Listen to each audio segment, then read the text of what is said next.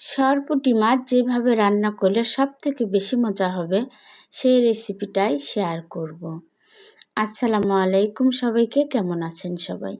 আশা রাখছি ভালো আছেন। এই তো এখানে আমি বড় সাইজের 2টা সরপুঁটি মাছ কেটে ধুয়ে পানি ঝরিয়ে নিয়েছি।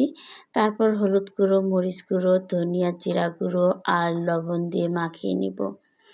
খুব ভালোভাবে মাখিয়ে নিব যাতে মশলাগুলো ভালোভাবে মাছের সঙ্গে লেগে যায়। এই তো মাখানো হয়ে গেছে। এখন চুলায় একটা ফ্রাই প্যান দিয়েছি, দিয়ে দেব সরিষার তেল।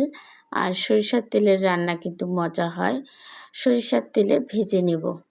এই তো এক এক করে সবগুলো মাছ আমি দিয়ে দেব। আর মাছগুলোকে আমি একটু লালচে করে ভেজে নেব খুব সুন্দর করে। আর সরিষার তেলের রান্না, ভাজাভাজি যে কোনো কিছু অনেক মজা লাগে তরকারি। যাই হোক, মাছগুলো এই তো উল্টে পাল্টে ভেজে নিচ্ছি। একটু লালচে করে ভেজে নিব, তাহলে সুস্বাদু হবে। আর এমনিতেও রান্না করা যায় কাঁচা, কিন্তু কাঁচা মাছ আসলে আমরা খেতে পারি না, অতটা আমাদের কাছে ভালো লাগে না। ভাজা মাছ রান্না করে খাওয়ার অভ্যাস হয়েছে, তো এই জন্য। যাই হোক, কাঁচাও কিন্তু রান্না করা যায়। এই তো একটু উল্টে পাল্টে নিলাম। খুব সুন্দরভাবে ভাজা হচ্ছে, কিন্তু একটু লালচে করে ভেজে নিব, তাহলে সুস্বাদু হবে। এই তো ভাজা কিন্তু হয়ে গেছে, এখন উঠিয়ে নিচ্ছি। এই তো কালারটা অনেক সুন্দর হয়েছে। কালারটা সুন্দর করে ভেজে নিলে তাহলে কিন্তু রান্নাটাও অনেক সুন্দর হয় আর মজা হয় কিন্তু। এই তো সবগুলো মাছ উঠিয়ে নিচ্ছি। কতটা লোভনীয় হয়েছে দেখেই বোঝা যাচ্ছে। এই তো ভাজা কিন্তু হয়ে গেছে, উঠিয়ে নিলাম। তারপরে তো একই ফ্রাই প্যানে আমি আবারও একটু তেল দিব। তারপর পেঁয়াজ কুচি দিব 1 কাপের মতো। একটু ভেজে নেব, পেঁয়াজগুলো নরম হয়ে আসা পর্যন্ত সুন্দর করে ভেজে নেব।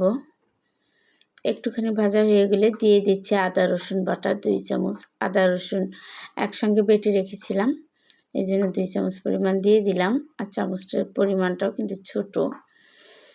একটু ভেজে নিব আদা রসুনের কাঁচা গন্ধটা দূর হওয়া পর্যন্ত। তারপর দিয়ে দিচ্ছি হলুদ গুঁড়ো, মরিচ গুঁড়ো, ধনিয়া জিরা গুঁড়ো একসঙ্গে আমি গুঁড়ো করেছি, হাতে গুঁড়ো করা। আর এই গুঁড়োটা কিন্তু অনেক মজা লাগে। তারপর লবণ দিয়ে দিচ্ছি স্বাদ মতো। এখন এই তো পানি দিব পরিমাণ মতো, একটুখানি মশলা কষানোর জন্য 1 কাপের মতো পানি দিয়েছি। খুব ভালোভাবে মিশিয়ে নিব।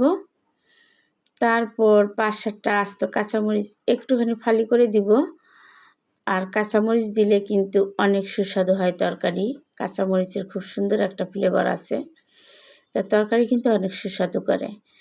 এখন কাঁচামরিচগুলোকে একটু মিশিয়ে নিব। তারপরে এই তো মশলাগুলো কষিয়ে নিব উপরে তেল ভেসে ওঠা পর্যন্ত। উপরে তেল ভেসে উঠলেই বোঝা যাবে মশলাটা ভালোভাবে কষানো হয়ে গেছে। এতে একটু নাড়াচাড়া করে নিলাম। তারপর দিয়ে দিচ্ছি ভেজে রাখা মাছগুলোকে মশলার সঙ্গে আবারও একটুখানি কষিয়ে নিব। এই সময় চুলার আঁচটা একটু কমাতে হবে, নয়তো পোড়া লাগবে।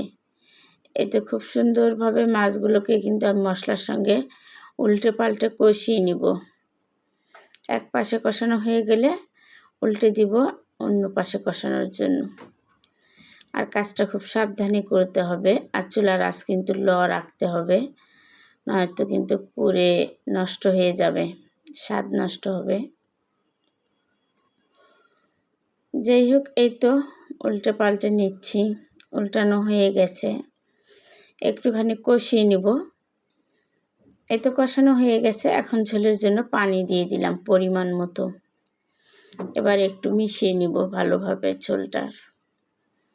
মিশানো হয়ে গেলে ঢাকনা দিয়ে ঢাকা দিয়ে রাখবো রান্নাটা কমপ্লিট হওয়া পর্যন্ত। এই তো হয়ে গেছে কিন্তু। ওয়াও, লোভনীয় হয়েছে। কালারটা দেখেন কি মাশাআল্লাহ, কি সুন্দর হয়েছে।